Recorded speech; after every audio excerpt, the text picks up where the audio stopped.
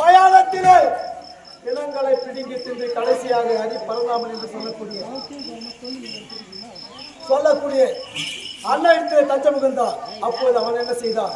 அம்மா, உடைய பசி அடங்க வேண்டும் என்றார். மேல் மலையனூரிலே அங்காள ஈஸ்வரியாக நீ அவதாரம் செய்து மேல் மலையனூரிலே மல்லாந்து படுத்தார்.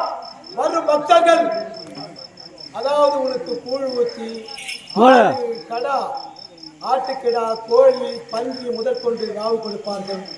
கொழுக்கட்டை இத்தனை உனக்கு படைப்பார்கள். அதையெல்லாம் நீ சாப்பிட்டு உடைய பசி அடங்குவா என்று அப்போது நாராயணன் உரைத்தார். இவன் மேல் மலையனூர் சென்றான். மேல் மலையனூரில் மல்லாந்து படுத்தால் வருகின்ற பக்தர்கள் அத்தனை பேர்களும் இவளுக்கு ஆடு, கோழி, பன்றி என்று பல பலிகளை இவளுக்கு பலியிட்டார்கள். அப்போது இவளுக்கு பசி அடங்கியது.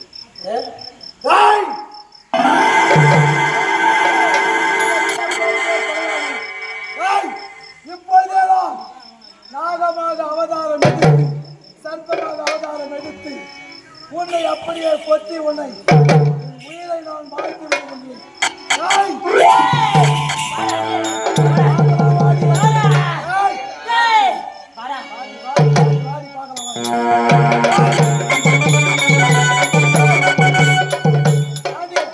என்னை உன்னால கொல்ல முடியும்.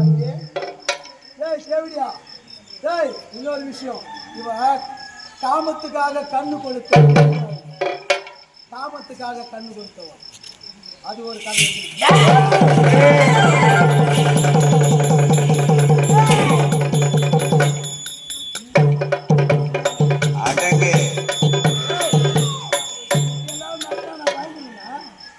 பயப்படுறா நானு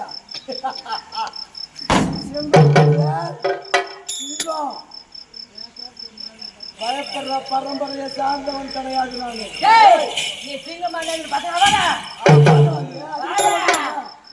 அது எந்த கொல்லாமே உண்டானா நாகுமதி